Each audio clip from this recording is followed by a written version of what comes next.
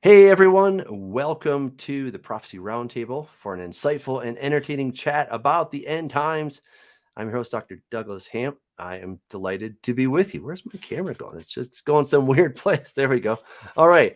Well, we have a special treat. We've got Dr. Judd Burton on, and we're going to be talking about end times hybrids, chimeras and cryptids. So it should be a pretty fun discussion. I'm looking forward to it. Dr. Burton, excuse me, is recovering, so you'll have to just forgive him for a little bit of being a little bit bedridden, but he's brave enough to come here and to share with us. And so I'm really looking forward to this. He's a good friend. I'm looking forward to discussing this exciting topic. If you have questions, of course, put them in the chat and we will do our best to get to those. So, hey, Judd, it's great to see you. Hey, good to be seen, Doug. And there's Douglas Woodward. Hey, welcome. Hi, Dr. Judd. Hey, Doug, how are you doing, man? I'm doing pretty good. So, are you involved in that fight with Ashley Judd and Winona Judd? I am thoroughly and absolutely not involved at all. I saw the Judds were having a big fight, and it just occurred to me that I should ask you and see if you got involved. Of course, that's a little different when it's your first name versus your last name. Yes, yes, absolutely. That's why I reiterate I'm absolutely in no way, shape, or form involved. Very good. Yeah. Well, so Judd, tell us about maybe kind of bring everybody up to speed on what's a chimera, right?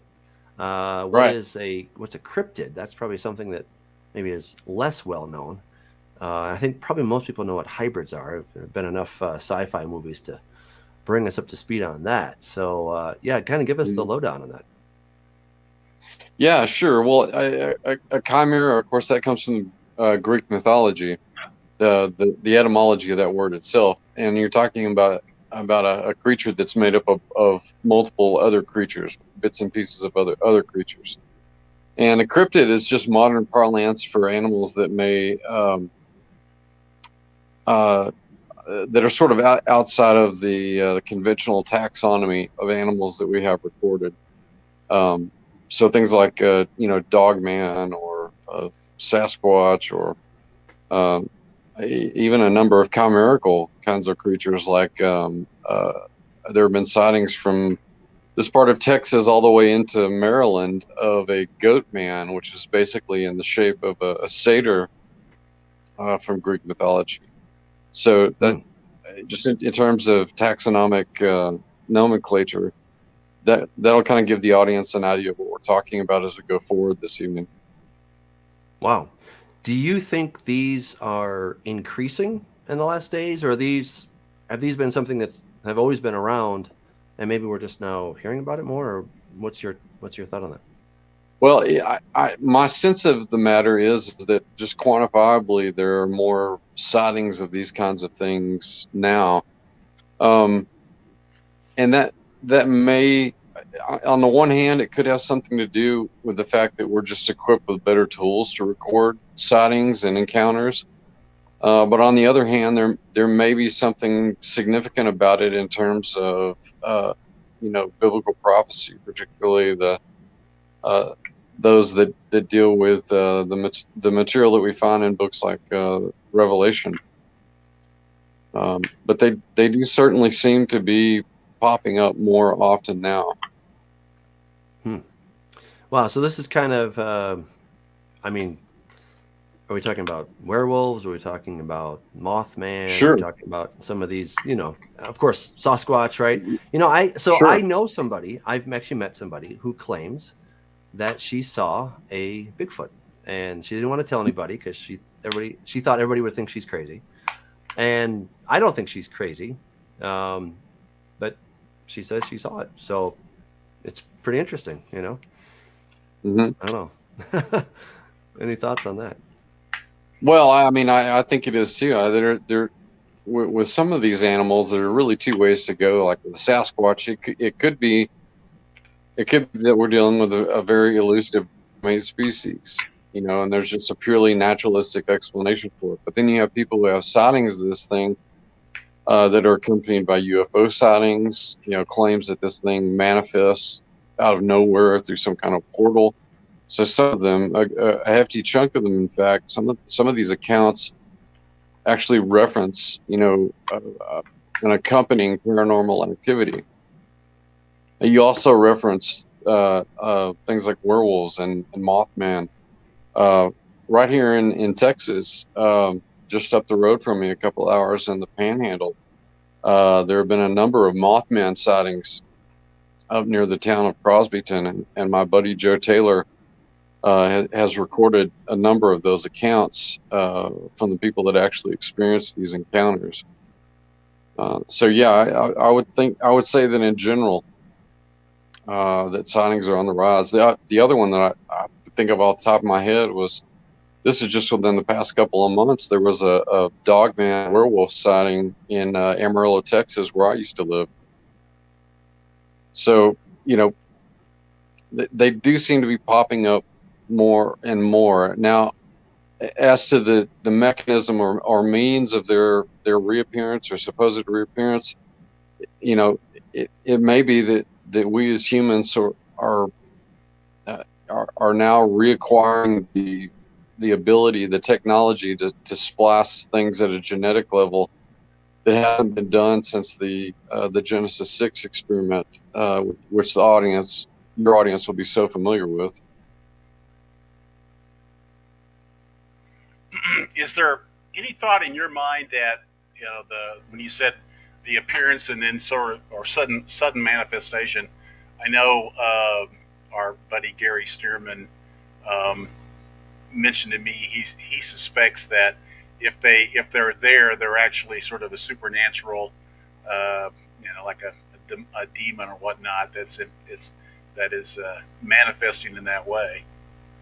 Mm-hmm. So I just wondered. Well, that's entirely. Mm-hmm. What your thoughts are? That's entirely possible. I think that's entirely possible. Like I say, I've heard more and more of these sort of encounters that involve a kind of supernatural element to them, mm-hmm. And I think it's entirely possible that at least some of the sightings are demonic entities. Mm-hmm. I've even heard people go so far as to say they were remnant populations, feral populations of ancient giant tribes. That to me seems tenable. I used to, when I was in graduate school working on my anthropology degree, I remember reading some stuff that Grover Krantz had written. He was an anthropologist at Washington State University, and he thought that Sasquatch were remnant populations of Gigantopithecus. And so for the longest time, I was just purely naturalistic in, my beliefs about Bigfoot, until I started to hear more and more of these encounters. Uh-oh. Looks like you got stuck. He froze. Oh, no. Well, all right. While we're waiting for him to come back, I brought up Isaiah 13. This is the King James Version, just so people know. But it talks about satyrs that shall dance there. All right, so this is the word se'erim, or se'ir. So it's something that's hairy, kind of shaggy. So you can see there in the definitions, according to BDB, that satyr may refer to a demon-possessed goat like the swine of Gadara. So, it's kind of interesting just to kind of figure out, what might be going on there. But Dr. Burton, are you back? All right, awesome. You froze. I'm back. You froze for a second. Okay, yeah. An example of an ancient word that I would have no clue what it meant in our King James version of the Bible. Yeah.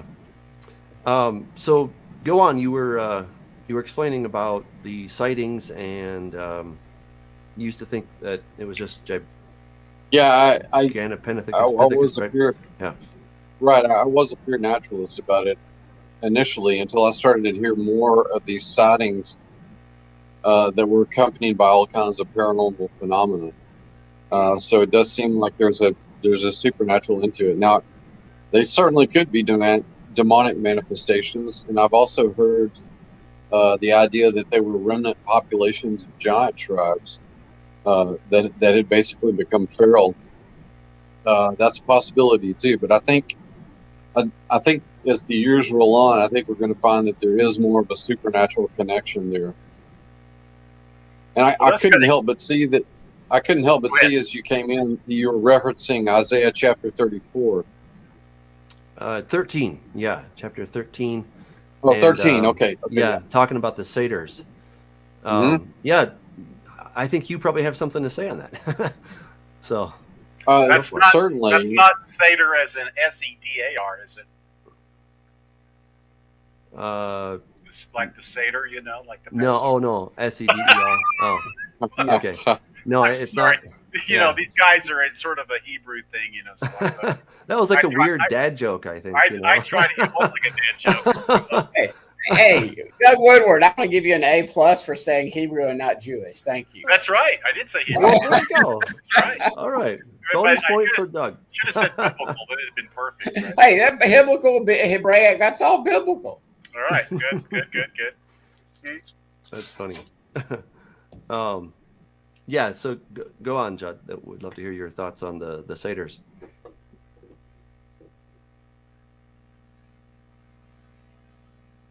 I wonder if he's Hello? lost the connection. Yeah, we hear you.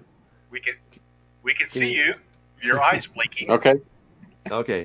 Did you want to kind of maybe give us some insight on Isaiah 13 there on the satyrs and what your research has uncovered regarding those?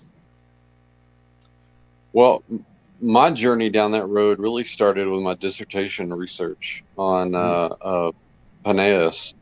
I wrote a religious history of Peneus. That really went back to prehistory. But this is really the first time that I became familiar with some of the literature associated with outside of this. And I'll say literature, I'm talking about articles and whatnot, academic articles on topics like satyrs and the direct analog for that and the Levantine cultures, the Sherim, or the hairy.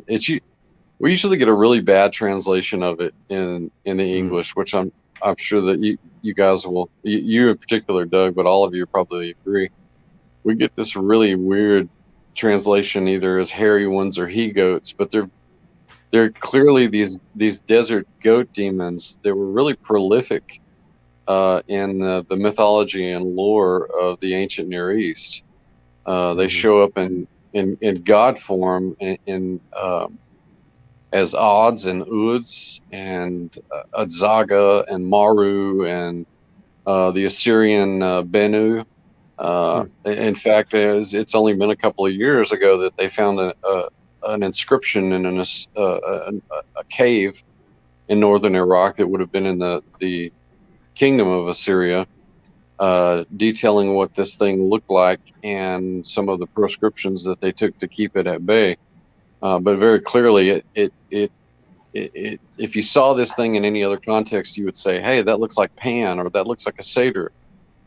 So really, that idea is very prolific in the ancient Near East, and there's an argument to be made that that's in fact where the Greeks got that from. The influence of the ancient Near East on Greek culture is well documented. There are several what scholars call orientalizing periods in Greece's history. But getting back to the Sherim, that was sort of my introduction to that world. But I mean, very clearly, not only there, but also in Isaiah chapter 34. There's some very, very. If you're looking at it in the Hebrew, it's very clearly spelled out. And anyone familiar with ancient Hebrew culture, with the language, and certainly the Hebrews living at that time would have been abundantly familiar with these things. It's the Baphomet, correct? The top left picture there? That's what yeah. I heard called. Well, yeah, that's certainly a later iteration, but that's the same basic. Is Baphomet one of? Is he a satyr? or are they one and the same? So not like it's a synonym. This is not my area of expertise, hence why I'm asking. Nor mine. Right. Yeah. Although I have a lot of questions though, so I'll be asking a lot of questions tonight. Excellent. Yeah. Well, the Baphomet is an aggregate of a kind of conglomeration. But if you look at it in terms of kind of the Seder form being the basis for it, then that's certainly part of the makeup of the imagery of the Baphomet. And this imagery is also tied with Azazel, who, we just finished Yom Kippur. Azazel is referenced in the atonement sacrifice, and his dispatch, the Azazel goat in the atonement sacrifice,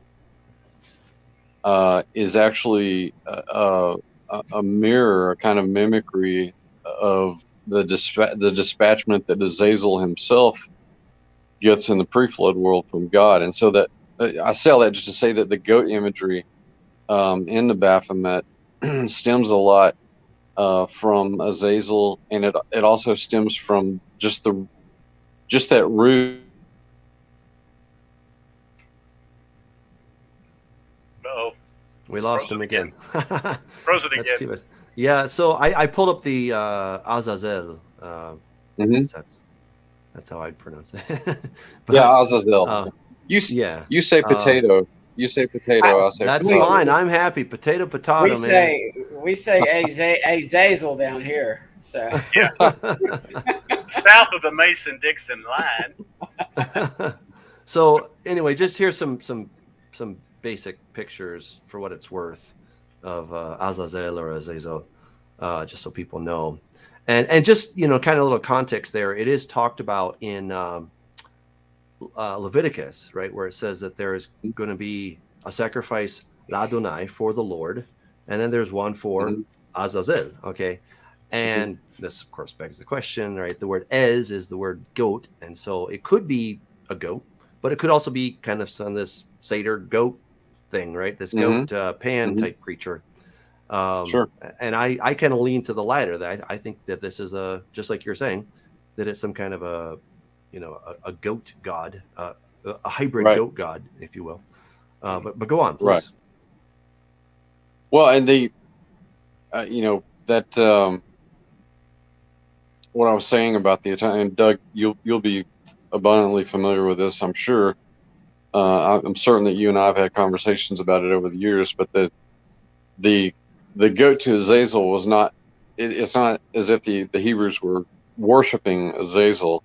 This was the goat that all the sin was ascribed to, just as all sin was ascribed to Azazel in the pre-flood judgment. But yeah, getting back to the prolific nature of these kinds of goat, half man, half goat creatures, they abound in different parts of the world. In the Americas, you find them, and they even survive in a lot of the tales of Arabic lore into modern times. There were these giant versions of basically of the Sharim that were supposedly would haunt the mountain passes that caravans would have to go through on trade routes. And the tales go that they would waylay people who were on these roads and, basically consume them, eat their flesh. So there always seems to be some sort of nefarious, mischievous, and downright, in a lot of cases, downright wicked and evil motivations for these kinds of entities. And that's certainly true of probably the best known of them, Pan. If you look at Pan in Greek mythology, his behavior is, to put it euphemistically, pretty sprightly. I mean, it's not like he's trying to woo the females he's going after. This guy would be a convicted sex offender, in the modern world. Dr. Burton, let's of just a course- minute. I just want to address for people that may not have Hmm?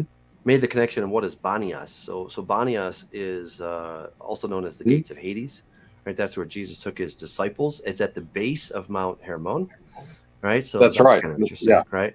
Right. Yeah, Matthew chapter 16. Yeah. Mhm. Yeah, and so there was a lot of activity, at least as early as 300 or 400 BC, on the part of the Greeks, right? And I think according to your research, it went back a lot further than that, right? But Yeah, certainly. they definitely were worshiping Pan or Pan at that Mhm. area, and Mhm. yeah, there was a lot of sexual innuendo is probably putting it too nicely. Right. So Right. but yeah, that was definitely there, and related very much to what happened on top of the mountain as well, of Mount Hermon. So That's very true. yeah. Yeah, Yeah. the modern. I'm sorry. Go ahead, Doug. No, I just please continue. No, the modern name Banias is the Arabic rendering of Paneas, which is where the site gets its name from. When the Seleucids, actually the Ptolemies, who were descendants of one of Alexander's generals, had control of this region initially, and then they fought a battle actually with the Seleucids at Paneas, at what they called the Paneon at the time.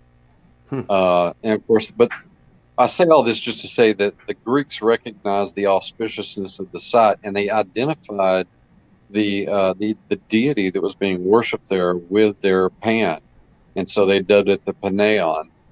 But Doug, you also pointed out that this region was known as the Gates of Hell, which was a moniker that actually had existed since Phoenician times. This makes perfect sense because caves in the ancient world were very auspicious for a number of reasons, but probably the most prominent one was that they were entrances into the underworld. And that too is almost a cultural perennial in world mythology, is this idea that caves were somehow connected to the chthonic world, an entrance into the underworld. Yeah, Scott. Real quick, for all you guys, because you're more knowledgeable on this than I am, but in Daniel it talks about the Prince of Greece and the Prince of Persia. I'm just wondering out loud if this entity, this goat god, might be that head little g god, if you will, that's over Greece. So, what are y'all thoughts on that? I don't have any thoughts on that. Well, there is a principality over Greece. There was a principality over Persia. Right. Different principalities were established over the nations, and so I just didn't know if is there a primary. I mean, I know about Zeus, but is there a primary, more demonic type of god that holds sway in Greek ancient mythology, which there may be more truth to a lot of the mythology than what we were led to believe as kids growing up? I'll put it that way. Mm-hmm. Well, that is an interesting question. There are some mythologists that think that Pan actually may be the oldest of the gods in the Greek pantheon, that he may somehow predate the Olympians. That may be. I don't know that you could prove that conclusively. But you bring up an interesting question, especially in reference to Daniel. It's pretty clear that he's talking about the gods of the nations, these fallen Elohim that were given, they were given control over different geographical regions of the earth. And it just depends on which author you're reading. And I'm talking not so much ancient or not so much modern authors as I am ancient authors that talk about which deities are in control of Greece at any one point in time, because they do sort of shift around. Just looking at the literature in the Greek tradition. Interesting. So, Dr. Burton, you and I discussed with you some of my research in Cryptid Image 2, which I thought was, of course, I thought was interesting. A little biased, But in any event, remember that the sons of God came down on Mount Hermon. Mhm. And I just forgot my thought. That's really embarrassing. Oh goodness. We're all getting older. Thank you. Yeah, I was going somewhere with this. I really did have a destination. I wasn't just trying to throw that in there. But hold on, it'll come back to me. So. And Doug Woodward forgot to unmute his mic, so we're just all having senior We're all just I like, oh my god. And I was gonna say, I forgot your name, Fred. So Okay, so I guess my thinking was, could there be, could we be seeing some kind of a resurgence with these ancient gods? I do believe that, based on the inscription that we found on top of the mountain, that is an incredibly old site. It's incredibly important. And as far as Pan, I don't know, to me they're all general iterations of Satan in one form or another. Because he's kind of like stuck on himself, and I don't think he likes to share the spotlight, as far as I can tell. Right. And when Jesus, okay, this is what I was getting at. So Jesus said to his disciples, right, the gates of Hades will not prevail. And I really believe that what Satan had planned was for the gates of Hades to open up back in Jesus' day. The first century Jewish apocalyptists believed that the gates of Hades were going to open up at any moment, and that these hordes of demonic creatures were going to come out and just raise havoc on planet Earth. Okay, like we see in Revelation. Exactly. And I think what I think what Jesus did is, I think he put the kibosh on. He's like, nope, not today. Not in this era, right? It'll happen later. We know that from Revelation chapter 9. It will happen. But I think Satan's plan was for it to happen back then. And I think that's why Jesus took his disciples and basically said, you know what, this is the real place. This is the real deal. And then he took them up to the mount, on top of the mountain, where he transfigured.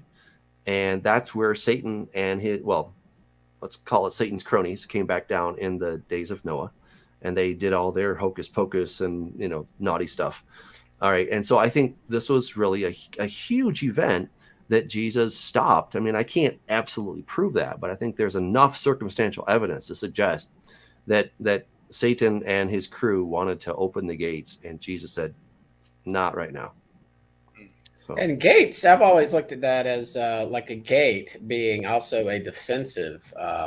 Again, we could get it. I mean, this passage right now that we're talking about, it's certainly not Peter being the Pope. I think all four of us can amen that immediately. But I believe, I actually think Heiser got this part right, that the rock he's referring to is the Mount Hermon in that situation. Yeah. And based on that ancient lore, if you will, and other evidence that, that portal to hell, that portal down below where you have all the spooky, weird stuff. Next time I go to Israel, I do want to go to Mount Hermon, to the base. I went to the top and just kept driving north. But I do believe that is, that's what he was doing. Is he was identifying who he was to Satan, to these other powers and principalities. And I've never heard that theory, Doug, but it certainly makes sense that you're not getting let out of your abyss, your prison. You can look at a gate like a prison too. In other words, the abyss where they're currently chained, where Satan is not chained right now, but will be chained for that seventh day, that 1,000 years, saying these gates ain't opening up. My ecclesia, I'm going to build my Adah, my congregation of followers, and this ain't doing. This will not have no effect on them as far as being a let out, as opposed to us assailing the gates of hell. Right? Yeah. Charismatic, like we're going to attack demons, and no, I don't want anything to do with demons. I don't. No. Right. Yeah, and so this was a euphemism when they talked about the city. So sometimes it was just called the city, and that was the underworld, right? And so that was very much thought to be a major portal where the demons were trying to get out, right? Yeah, like you said, Scott, it's not that the demons are closing the doors. You're not going to get us. You're not going to get us. No, they're trying to get out. They're not trying to stay in. They're trying to get out. That's the whole point. And yeah, I had never thought about it until you just popped that up. As these gates are just like prison gates. I had to visit. I called you on the way up there. I was like, I'm going to prison. Thankfully, I get to leave. After a few hours. You don't want to be there. So yeah, I'm an attorney. I believe that. Yeah, I understand. I think that the word that's actually used there is poulon for gate. If I'm not mistaken, the Greek is poulon. Which is the connotation there is, that it's a city gate, but I think subsequent uses include fortress and prison, both of which I think would be applicable in this case. Yeah. So this whole area that we're talking about, Panias or Banias, because the Arabs don't have a P in their letter, so it comes out Banias. But this is, of course, where we're talking about satyrs. We've already touched on Bigfoot a little bit. Tell us more. I mean, I think it's entirely plausible that we could be seeing an acceleration, maybe, of opening of portals, opening of these weird creatures. I remain skeptical until I see a bit more evidence of some of these particular manifestations. But I think in principle, at least in my mind, it's very plausible that these could happen. Could I maybe throw in a wrench in it, but was wanting to kind of pertains, Doug Hamp, to what you just said, which is that in days gone by, you had these little supernatural creatures that like fairies and fairy circles. You had leprechauns. These were. I've read some literature that suggests that these were also demonic entities, but that was the way that they were manifesting at that time, because they didn't have flying machines, so they were manifesting in other ways. And one of the interesting things about the fairies and the fairy circles, one of the stories that they have, or one of the traditions that they had, was that persons that went into a fairy circle might be lost for some number of years, or that they would have a child and then leave and then be brought back to nurture the child, which sounds just like alien abduction. So, I'll just throw that out as another line of thought, because we're talking about other creatures that aren't necessarily aliens, but they're kind of like the satyr, or there's other kind of chimeras and things like that. So anyway, my friend who's fascinated with, he's not a believer, but he's fascinated with ancient aliens and Bigfoots and these hybrids and everything. So I texted him. He couldn't watch live now, but he goes, "Yeah, Bigfoots are hybrids, man." So I'm like, we all agree that if they exist. I'm not sure about that. When I say hybrids, we're sort of talking about Nephilim, if you will. Sort of, I don't know. I've never seen one. Okay, I'm not sitting here up on the stand right now testifying that there are that these things exist. Right. But sort of like the UFOs. I haven't seen the UFOs, but the evidence these days is overwhelming for this spooky, supernatural other realm, if you will. Not little green men, but these other realmly beings. And perhaps some of what we're talking about would be a mixture of the natural with the supernatural, and what comes out, or more scientific. They knew back then how to monkey around, pun intended, with DNA. And we're starting to see that now as the technology gets more and more developed and warped and twisted, if you will. I think Dr. Burton has a whole bunch to say on that. So, Judd, no, please, I think that we're share with us. I think we're awfully close, with some of the stuff that we're able to do now. And this is all pertinent, I think, to the end times. Like you say, Doug, we until we can actually see these in real form, it's hard to say, with a high degree of certainty, that, are are they being birthed from our science, or are they purely supernatural, or is it a mixture of the two? Is this Watcher Tech 2.0, that we're sort of dealing with right now? It's hard to say, but it makes me think that there's room in the interpretation of passages like that we find in Revelation chapter 9, about these creatures being released from the abyss. This army from the abyss. I think it's safe to say that that's not that army's not quite human. In other words, so I think there's a little bit of interpretive room. I think there to look at what's going on in the world, because we're also cautioned to not be like the Pharisees and know how to predict the weather, but they can't read the signs of the times. I think Jesus told them that, like in the chapter in a few episodes before they arrive in Caesarea Philippi, when he encounters them. He tells them that very thing. You guys can predict the weather, but you can't read the signs of the times. Well, that's something that we don't need to be, I don't think we need to be very cautious and discerning about that. And at least be open-minded enough to say that, well, these strange phenomena, do pose, they do have a kind of prophetic ominence to them.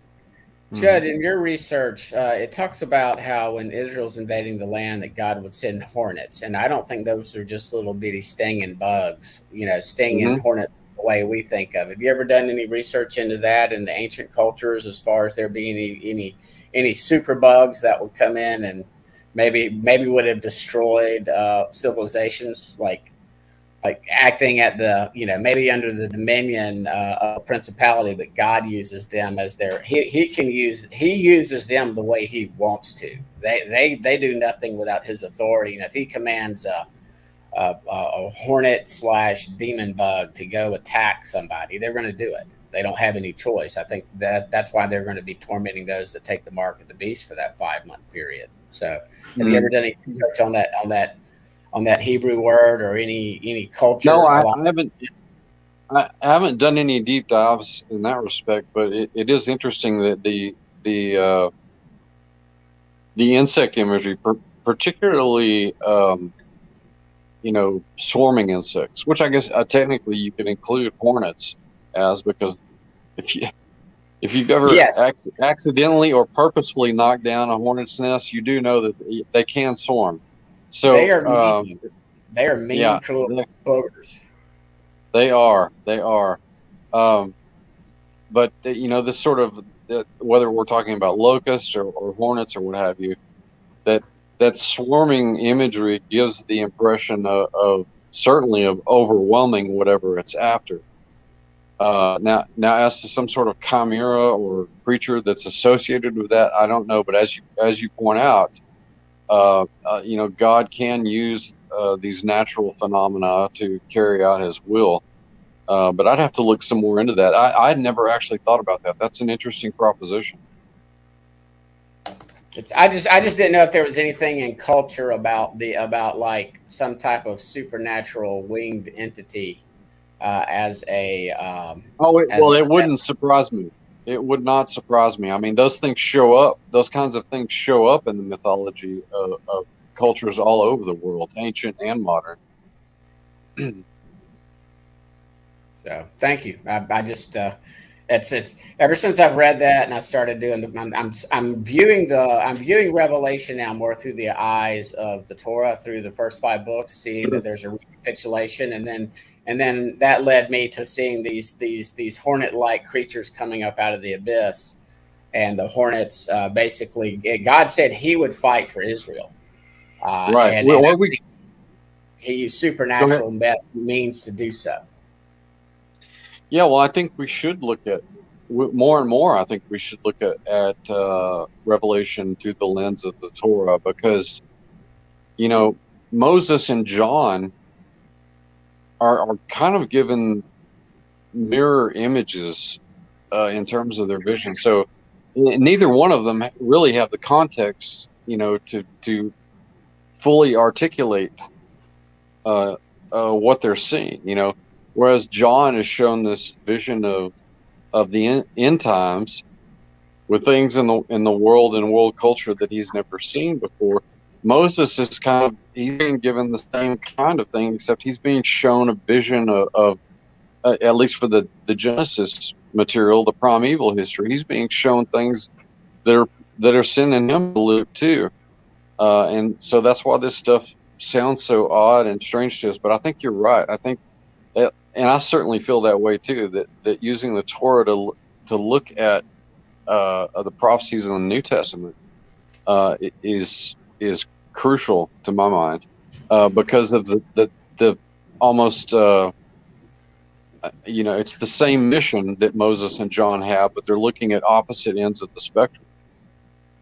They're looking at the beginning of the taking out versus at the end. We're to come Absolutely. out of the blood and we're to be gathered and to the promised land. We will finally enter that rest in Hebrews 4 that he writes about that we haven't entered yet. It's they were preached the same gospel in the wilderness, and yet they were disobedient. So they did not enter the rest. The adult generation, except for Caleb and Joshua, wandered around for 40 years. And supernaturally, they didn't have their clothes wear out. The kids were wearing the same clothes when they were 4 years old as when they were 44 years old. So I see that happening at the end of the age, supernatural stuff. So I'm not really worried about the super demon bugs or whatever comes up out of the abyss. Those things didn't touch Israel. Israel got themselves in trouble. Right. Absolutely. Yeah, absolutely. I brought up just this because this is something that I talk about in my book that I discovered that kind of freaked me out, because this right here is precisely the creature that's predicted to come out in Revelation chapter 9. You can see the scorpion's tail. There's got a serpent head phallus. It's got eagle's wings. It has the body of a horse, but also, of course, a centaur, man's head, and a lion's head. And you can't see it too well in this one, but these horses' feet actually turn into eagle's talons. So it really is just an incredible description. And what really speaks to me so powerfully is that what John was being shown is something that people in the ancient world had already seen. How did they see this? My suspicion is, well, unless they actually saw it in the physical, I think they probably saw it somehow in some kind of spiritual seance, or somehow they were connecting with that spirit realm, and so they were seeing real creatures that are predicted to come out. And so I think when we start talking about some of these other creatures, whether it's Bigfoot or satyrs or whatever it may be, or Pan, right, that this isn't just weirdness. The Bible, it's weird, yes, but the Bible attests to what is coming. And we actually see it drawn out for us in the ancient world. So I think that's pretty neat, Doug, what you just showed us. It does raise all kinds of questions. Doesn't it though? Oh, I know, it does. I know. This is from 1200 BC. Right. It's it's like you got to deal with it. There it is, And don't you think though that it could well be that the Apostle John in his vision is not that he's remembering that he's seen this before, but that he was inspired to, in effect, picture the same thing. Exactly. And and that it has been, it's sort of been, the concept's been there, and it's another way in which it's made relevant to the people that first heard the revelation. Right. Hey, Doug, what's the provenience for this? Where was it found? So this is found in ancient, Assyria. I forget the exact city, but it's called a Kuduru stone. And I got the city in my book, but it's a Kuduru stone. So this is about 1200 BC. They would put this under the mantle of a house for good luck or whatever it's supposed to be. Right. and this is the god Nergal. Okay, and Nergal, Nergal yeah. is the god of the underworld. Okay, Yep. right? Yep. He's the god of the gates of Hades, right? I mean, he's the dude Right. that, and he has lots of variations on that theme, you know. So Oh yeah. it's Yeah. not just one, and you see him way back. I mean, we can go back, and I can show a different. I'll pull up a picture in just a second of Mhm. basically the same thing. It's called the Anzu bird, and that's from about 3000 BC. You know, and Mhm. it morphs a little bit over time, but it's the same basic creature. Yeah. And yeah, you know, so Perfect. again, when we Yeah. come to other things like satyrs and Pan, yeah, Right. it's weird, no question about it. But you know, the fact that we see what John is saying versus and compared it with what we find in the ancient world, it's like, wow, there's really something to this. You know? Yeah, there it is. Exactly. And you know, antique peoples were still thinking, you know, they still had a mythological mind. You know, they were still trafficking with at least the spirits of these entities. You know, that mode of thinking, and of course the Hebrews, you know, they thought mythologically too, but it was you know, unless they adulterated it with you know, worshiping Canaanite deities or Phoenician deities or what have you. It was the vision that was given to them by Yahweh, but they're still thinking, you know, in terms of mythology. And we didn't really start to get away from that until really an argument can be made for the Middle Ages, but the nail in the coffin for, you know, naturalism and materialism to take over and sort of peripheralize religion and superstition, that was the age of enlightenment. You know, the empirical movement that grew out of the scientific revolution in Europe, to where everything rested on pure empiricism. And so for virtually, you know, as for the most part, for most of human history, that's what we thought. You know, we thought that either dealing with, fending off or trafficking, you know, with, depending on what culture you're talking about, these kinds of entities was almost an everyday occurrence. Yeah, and here in this picture, this is from ancient Uruk. So it's I forget the exact date, but it's at least 3000 BC, maybe 3700 BC. So it goes back a very long way. That's during the transitional period between the Ugaritic, or not Ugaritic, excuse me, the Ubaid phase and the Sumerian phase. That's really interesting, Doug. Yeah. So you can see there, the hind legs have eagle's talons, right? You can see the scorpion tail. You can't see the serpent head phallus, but we saw that in the other one. And you can see, you know, that there's two heads there, right? And on that one head, there's something that looks like a crown, right? You know, we kind of think of like a British royal crown, right? But not all crowns look like British royal crowns, right? This looks more like kind of a, well, ancient Sumerian / kind of Egyptian-ish type crown. That was something. Sorry? Kind of a Pope hat. Yeah. Kind of a Pope hat. A little bit of Pope hat. Wonder where he gets that from. Right. So I don't know if you can see, guys, my cursor here, but this other thing, that's the lion's head right there. Yeah. Right. So you don't see too much detail on this one. Right. But it has all the things that we have in the other one. It's just a whole lot older. And yeah, I mean, this is what was going to come out of the abyss, right? And that's what was there where Jesus took everybody to Panias, or to Banias, and he put the kibosh on it. So I'm glad he did. You're right. I like the way you put it. He put the kibosh on it. That's exactly what happened. Yeah. We've got a question from Matt24. Do you guys think that Parsons Hubbard's Babylon working ritual opened a portal so that these sightings of cryptids are more prevalent? Nick Redfern's book goes into this quite a bit. Final Events. Has anybody besides me read that book? I have not. No. Yeah. I've read some of I've read some of Nick's stuff before, but I've never read that one.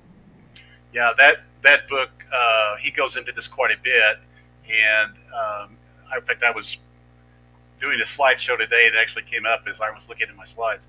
But yeah, apparently there was this. It's a long story, but there was this group of people that were doing research. They really believed that they were working as sort of a group underneath the military and out of the Pentagon. And I don't remember how many years ago this was. This was quite a number of years ago. But they came to the conclusion that the whatever these entities were, that they were demonic, and so they said they had a conversation with the people at Wright-Patterson Air Force Base, which is where a lot of the supposed actual UFOs are or stored, not just Area 51, and that they attributed a lot to the issue of Babylon working and Jack Parsons' his rituals in the desert. So what I understand, though, is that he may have opened portals to demons, but he also supposedly conjured up a Babylon. What's the right term for it? The whore of Babylon, Marjorie Cameron, who became his gal friend. So yeah, so there's quite a bit of history to that. Of course, I've always been suspicious of that because demons don't seem to have a problem manifesting in our times. I'm not sure that they need a portal to be let in. Yeah. Does that have anything to do with the CERN theories? I mean, obviously, I watched that CERN ceremony, and that might as well have been straight from Babylon. Yeah.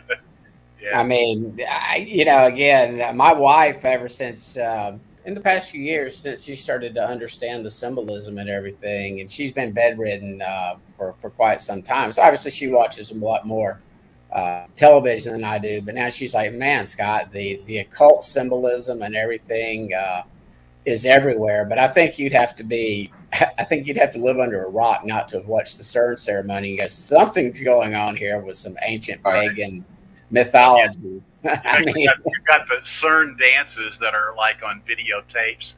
And then you had the it wasn't Gothard. I don't think it was Gotham. Something like Gothard or Gotham tunnel that was opened in the mountains there, connecting Geneva with at CERN with I forget what highway or whatever. But that was weird. Yeah, I don't know, Judd. I don't know if you saw it, but there were a lot of creepy little creatures that look like. I did. Chimeras I did see it. Yes. Yeah. Okay. Yeah, I don't know if you were thinking that way. Yeah, I mean, when I saw it, I was like, this is straight out of well, in particular, there were lots of images from Slavic and Celtic and Germanic mythology. Yeah. There were clearly these ancient European pagan roots that they were trying to make connection. But the very acronym CERN is an abbreviation for the name Cernunnos, the Celtic god of the underworld. Yeah. I was just getting ready to say that. Yeah. Yeah. Yeah. So it's not, it's more of that hiding in plain sight stuff. I mean, really, they're not even trying to hide it. The people who don't want to believe it, who just sort of poo-poo the idea, I think is a little odd too, because you've got all this pagan imagery associated with it. And for goodness sake, there's a statue of Shiva in front of the visitor center. Yeah, then there's that. The god of destruction. There's that. Yeah. Yeah. I mean, it's challenging because I think they're doing real science, but there's something just off about, like, why are you choosing these symbols? I mean, maybe you're doing good research, but it sure begs the question that maybe you're doing something that's a little it definitely ties it. The god of creation, Shiva, is actually the god of destruction as well, but in order to create a new world, it has to destroy the world. And it's a little bit like the movie Star Trek 2, where they're going to wipe out the Earth again with the Genesis project or whatever. but it's that concept that the world's going to get wiped out and then be it's like a reboot, you know. Yeah. So And the whales can have yeah, their day. The best line from that conversation in that movie was, "The man's talking about logic. We're talking about universal Armageddon here." Yeah. You gotta love Dr. McCoy. Dr. McCoy puts it in the perfect context. Yeah, he always had good things to say. So a question is, see if you can get Doug Woodward to play the piano behind him. It's only a picture. It's only a picture. It's if I turned off my background, you'd see my dirty office. So, yeah. I would love to live in that house, though. If anybody knows where that is, let me know. Yeah, really. I'll make them an offer. So here's a just kind of a comment, and so Winged Infinity says in one comment, but didn't Jesus command us to cast out demons? That's a question. Yeah. And then here this comment: the majority of Christian churches speak zero about demons, yet Jesus spoke about them and dealt with them constantly. Is that interesting? That is interesting, right? So again, I just posted in chat, and y'all can think my wife's crazy. She can sometimes see into this realm. She's described it to me. These like I guess visions, or she doesn't describe them as a vision. Something that's just sitting right there. Now this has been months ago, and I put it in chat. Since my son moved out, she hasn't seen anything. So keep him in your prayers, because he's gotten involved in some of this stuff that these kids these days think is harmless, and now he's under repression. And so anyway, so this is real, and so if I could rewind the clock and do it over, my children when they were younger he would have never watched shows like Supernatural and things of that nature. So you can't rewind the clock. So y'all keep them in your prayers.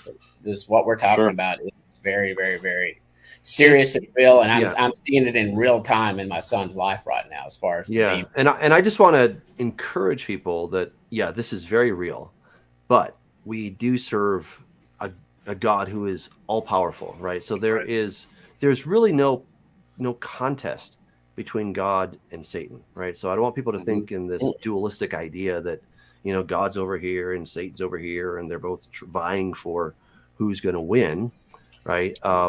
The only power that Satan has is he can influence us, and then we can make decisions to kind of go down that path, right? But insofar as God's power versus Satan's, there's no contest, right? So if we'll hold close to Abba, then we don't have anything to fear, right? And it's only when we are tempted and we're drawn away by our own decisions, right? Of course, a little temptation, but we're drawn away, then we can get ourselves in trouble. And in this situation, he opened himself up to it, thinking that it was harmless. Friends of his, acquaintances, other things kids do that I tell him all the time, dude, I can't cast any stones at you, or I just broke my entire college, law school house down with portals, things that kids take that are a doorway to allowing evil into your life, and so without divulging too much else, but yeah, it's real. So it's unfortunate. What your wife? I was just going to comment that what your wife experiences is something that a lot of people experience, particularly people that are really sensitive. And so always remind her, no, you're not crazy. It's just that some people are close. Some people are close to this, and some people aren't. Yeah, I haven't seen anything and don't want to. I don't consider it a gift of hers that she can maybe see into this other realm, but it doesn't even frighten her. She said that when it was happening, sometimes they would just look at her like and want her to be scared, and she's like, and then they would notice she was looking at her, and then they would kind of like smirk away from her. So and I'm oblivious to it all. So. Well, that reminds me. There's one of the, and this is kind of related to that, is the concept in, I think it was more in Nordic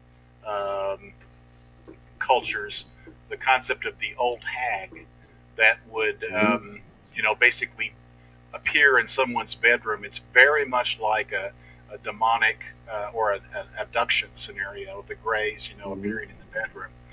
And but that's something that's gone on for several hundred years. So I don't know, Jed, have you run into that? Yeah, you're talking about old hag syndrome and its association with sleep paralysis. Yeah, Yes, that's yes, that's probably much older. It's probably millennia old, if not older than yeah, that. yeah, Um, the really, I think at least for the post flood world, I think the kind of the linchpin in that story, or really the origin, is with Lilith, and not the one that you find mm, in non-canonical lore, but the actual Queen of Demons. You know, uh, in addition to stealing babies and eating the flesh of children, yeah, she was also said to steal the virility of men.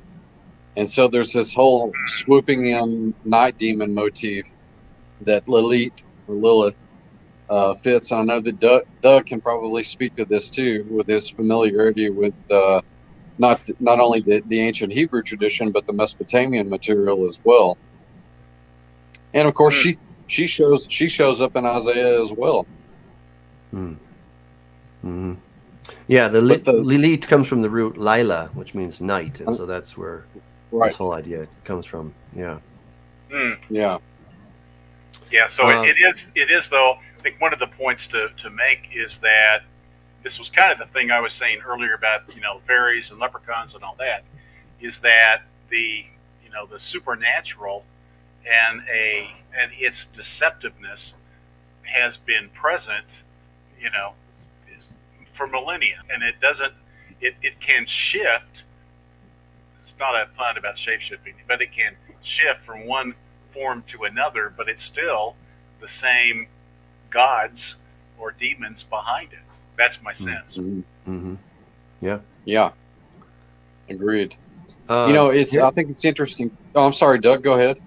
No, it's okay. I was just going to bring up a comment, but please go ahead. No, I was just going to quickly point out that you've even got writers in the ufology community who, in recent decades, have come out and made those comparisons. Like Jacques Vallée is the first guy that really kind of comes to mind about how you would identify the activities of the so-called aliens. I don't think they're extraterrestrial biological entities. I think they're extra dimensional. Right. But he said if you look at these kind of activities in other periods, they would be identified as gnomes or fairies or Yes. demons, evil spirits. Yeah. Yeah, and both John Mack and David Jacobs. I think it was in the abduction stuff with John Mack. He talks about this in an interview, that these beings were saying that they are some kind of semi-materialized race, and they want to come to planet Earth. They want to live with us, and so they're trying to find a way to do that. And I don't see any reason why this could not have been happening for a long time now. That they've been trying to find a way, and then as our collective sense of what is real, what's not, how we got here, our origin story, I think that they're basically keeping up, or maybe they're kind of they're directing it, you could say as well. But aliens are very much in vogue, and of course not everyone believes in UFOs and all that stuff. But if you look at your average evolutionist or person, Big Bang theorist or whatever, that doesn't believe in God, they'll say, well, look, we believe that there was some ancient race that probably seeded the planet. This is directed panspermia. Right. There's a lot of big names that are okay with this, right? Richard Dawkins, he talks about this, right? In No Intelligence Allowed. Yeah, I call it kicking the can. Yeah, where exactly. did they come from? Yeah, we can't believe in God, but we can believe in some ancient aliens that got everything started. Right. So that's very much in vogue, but it's the same basic thing that we've been looking at forever. So here's a question by Herminio Suazo. Are these creatures fallen angels embodied in a physical manner, or creatures created by them? That's an interesting thought. So are they embodied by, like, are these fallen angels embodying these things, or are they creatures that are created by the fallen angels? Any sense on that? I would suspect that they're not fallen angels, that they are demonic entities. I think fallen angels have a lot bigger stuff going on. That's my first reaction. There's probably more to be said, but it's my first reaction. In my opinion, demons and fallen angels are the exact same thing, but I know that. Oh, you're so wrong too about that. But anyway, I'm so right, dude. Linguistically, they're the same thing. Yeah, but it's okay. Linguistics has little to do with it. Whether it's got a lot to do with it, man. Conceptually, they're quite different. Hey, speaking of this, I want to ask Judd about this. What about the reptilians? Would they, and for you too, Doug, would they be more along the lines of like a Nephilim hybrid, if they exist or not? I mean, I've seen the videos that they've shown. I don't know if they're doctored or not, and I'm going to say any names, or all of a sudden somebody's eyes, like famous people's eyes, go lizard, snake eyes on them. Yeah, right. Queen Elizabeth, right, had the reptilian eyes. Yeah. No, I wasn't going to say names. George Bush. Yeah. Well, what's the English sportscaster, David, what's his name, that, has these 4-hour talks that he gets up and does? I can't think what his name is, but he's very famous. He's been... David Icke? Yeah, David Icke. Yeah, that guy's on the false light train, by the way. He's waking people up to other falsehood. So. Oh, I think so too. Although there's some interesting overlap between what he's saying and some of the things that we say. Oh yeah, he's talking exactly what we're talking about. He calls them. He believes that yes, there is a reptilian. There are these hybrids. There are these very, very evil people who want to take over the world, and we must awake and seek the light, and the good of humanity will overcome them. Again, that's why I'm calling it the false light, the Hegelian dialectic, if you will, the left versus the right, the Democrats versus the Republicans. So the reptilians versus the good angel guys who aren't really good. Yeah. They're false angels of light, if you will. So yeah, I think one possibility there is that they're, if they are visible at all, then they may be fallen seraphim, because the seraphim are described as having sort of reptilian serpent-like skin. It's got that iridescent kind of quality to it that some reptiles do. Doug, what do you think about that? Have you thought about that before?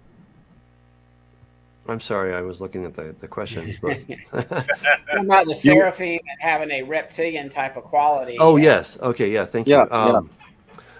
Yeah, I mean, I think it's entirely plausible. I mean, we have the 4 faces of the. I think cherubim and seraphim are exactly the same thing. Interesting on that, real quick. Interesting that you have the 4 faces and the 4 kind of animal groups kind of in there, but you don't have the reptilians. That's you got true. some birds, you got some humans, you got a bovine.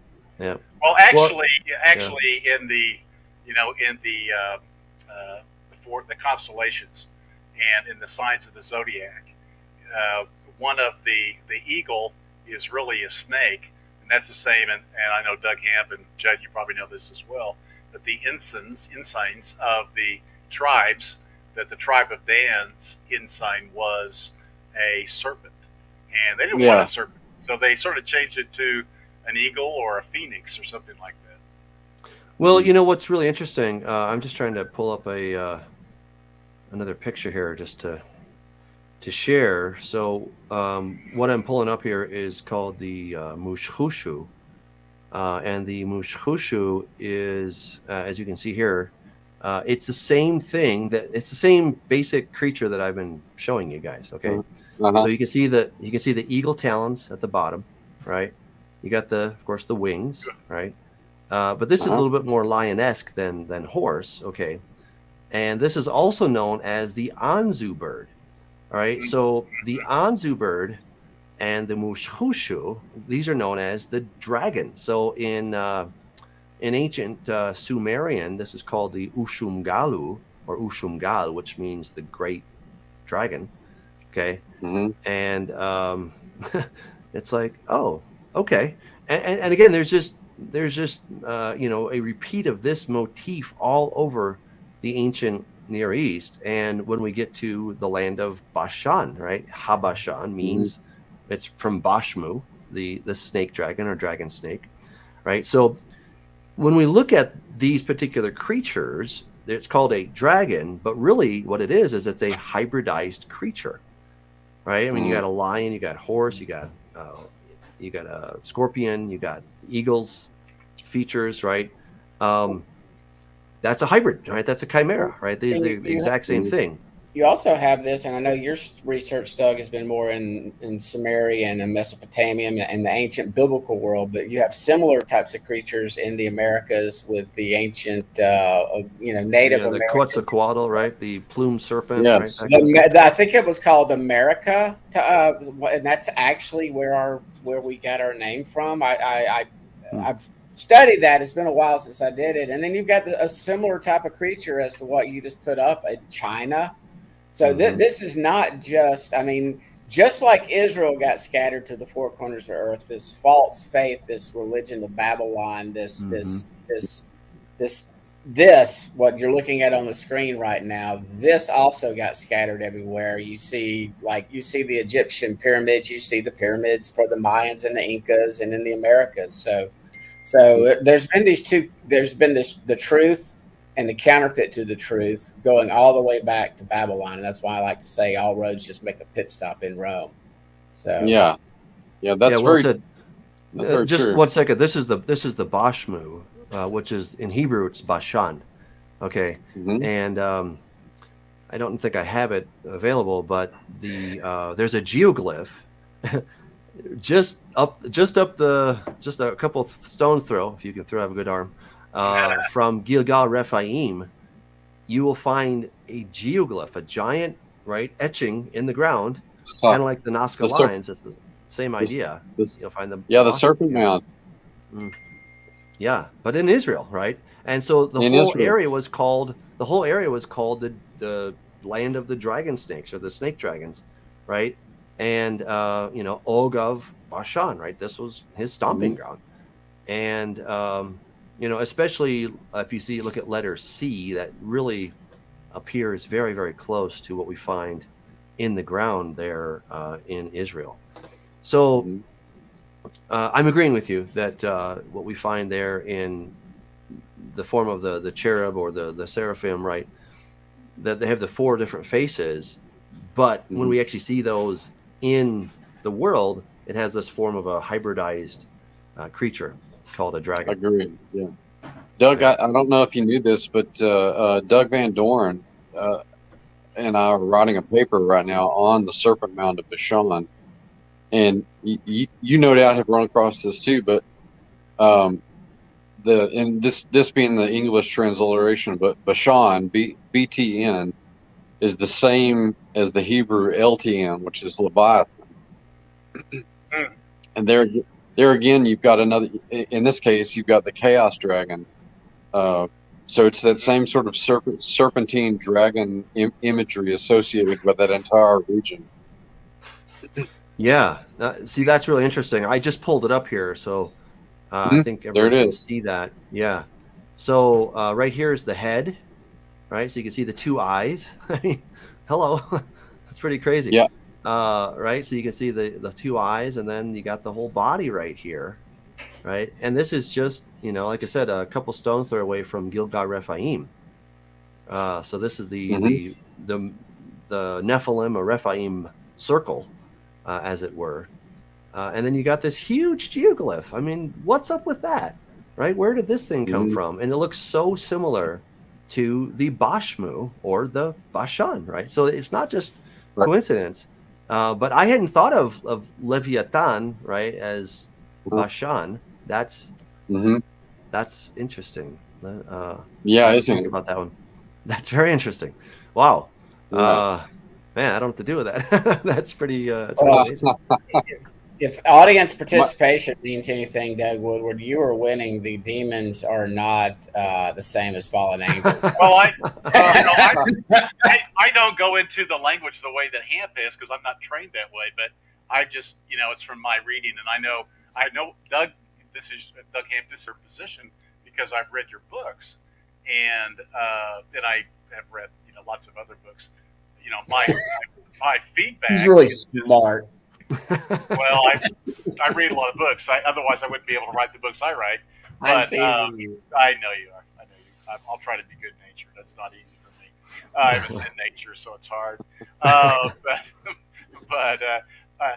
just not. I'm not familiar with too many people that take that same point of view. Let's put it that way. So anyway, so that's why it's not my research as much as it's. I got 8 guys over here saying one thing, and you're over there on the other side saying what you're saying, and so I'm just kind of like, well, that's just there's in the sort of the family of teachers that we're sort of in, although you may be in a different one than I'm in. That's not the common view. Let's put it that way. I know that mine is the minority view, but that's okay.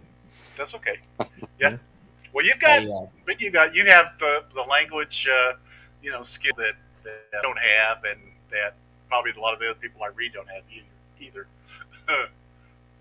Sometimes things they just keep they quote the same thing, and we got a little scholastic battle going on. It's okay. We'll Dr. Judd. Dr. Judd, what's your opinion on I'm just not as smart demons and fallen angels? We don't have to resolve this. I'm okay with it. I don't mind. We can have some tension. You know what?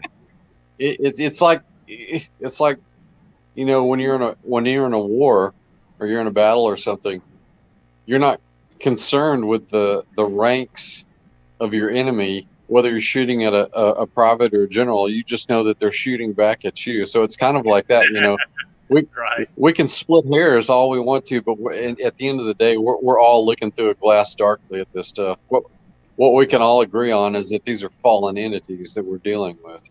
Yeah, that's so true. They're not nice things. Yeah, exactly. They got here, they're bad. They're bad. That is a question from Matt24. Do you think there's leftover Nephilim genes that are still influencing the hybrid theories and the satanic seed theories and the Black Awakening, etc.? Personally, I don't see how there could be Nephilim genetics because of the flood, but certainly post-flood, if these giant tribes are the result of second or multiple incursions of fallen angels, then some of those bloodlines could be remnant, because they did intermarry with human populations. We know that. But see, tracking down the details of that, actually tracking down the genetics, much less the genealogy, is nigh impossible. Right. And I'm assuming you're familiar, Dr. Burton, with Dr. Hamp. I'm gonna call y'all both doctors now. With your with his theory or understanding that Nimrod became a Nephilim, like through genetics, if you will, through the entities teaching him their dark arts of how to become a demigod. And back to Greek mythology, the demigods, if you will, are the that had all these human emotions with these supernatural powers, sort of like, I don't know, modern day X-Men or modern day Marvel comics, et cetera, et cetera. So you got a similar understanding on that, Dr. Burton? Yeah, I mean, if those genetics are still around, whether they're still around by virtue of interbreeding, or somehow we've re-accessed that, what I and others call watcher tech, are able to do that now. Again, that's hard to quantify for me, because it's not as if you can. I mean, if those bloodlines are around, then the remnants of those bloodlines look completely human. And that may be the case, but I'm always very cautious about tracing some of these bloodlines all the way back to antiquity, because we just don't have, in virtually all cases, we just don't have very accurate records to be able to do that. But that is not me saying that they don't exist. Certainly the cultural residue of the sort of social and cultural engineering that the Watchers and the Giants were responsible for in human culture. Certainly we live with that to this day. I've been writing about that really for the last couple of years in particular. Well, and I had I won't say names, but I had an adult person, very intelligent person, that she went down the Q train road, and now she is, by golly, 100%. They're reptiles, they're reptilians. I mean, she went off on the Icky or the Ike. I call it the Ike. Icky's a good way to pronounce his name, I think. But I mean, she is like, she bought it hook, line, and sinker, and now I like it when she's around. I won't say names because I'm not the weirdest person around at that point. I'm not. There you go. Close second, though. Just joking. Oh, man. Well, we're out of time. I'm sorry to say. This has really been fun. Dr. Burton, I want to have you back. I did put in the chat where people can get your stuff. But is anthrojudd.tripod.com, is that the best website, or is there another website? That's the temporary one right now for Burton Beyond. I've got a guy that's revamping the websites. I actually have an intern now, thankfully. Nice. And you can still go to tioba.org to look at the Institute of Biblical Anthropology stuff. But those websites are almost ready to launch. In fact, I just talked to my guy today. They're almost ready to launch. Nice. And tell us, where can people get your books? They can get them at lulu.com. I've got a bookstore there. I'm in the process of transferring my stuff over to Amazon, so it won't be too much longer where they can get it there. People can email me at professorburton@yahoo.com if they're interested in taking coursework. And I'm on social media, so you can find me there too. Nice. Well, it's really been a pleasure having you. This is so much fun. I mean, there's just more and more to talk about because we are seeing some weird stuff in our days, and we didn't even get into the elongated skulls. That's one of my favorite things. Yeah. Well, we can always revisit this topic. So that's the fun part. So just want to give a big shout out to everybody for joining us. Thank you for being part of the Prophecy Roundtable. We do our best to get to your comments. Can't get to all of them, unfortunately, but we do try, and hope that you'll join us. Now, next week, we're going to be celebrating the Feast of Sukkot, and it's really difficult to have a show from a campground. So we're not going to have it next week, but we will pick up after that. So I hope that everyone has a fantastic Sukkot. Now, if you've never celebrated Sukkot, you can do it really easy. You can just do something, even just maybe take a couple sheets or something and make a makeshift tabernacle. Okay, it's kind of fun. Just try it. Just, do a little Googling and see just kind of really super makeshift things. Some people make it on their patio. They'll make it in their basement, or they make it on a boat. They can make it pretty much anywhere. If you have a little more time, you can do something a little bit more elaborate, but you really don't have to. So the main point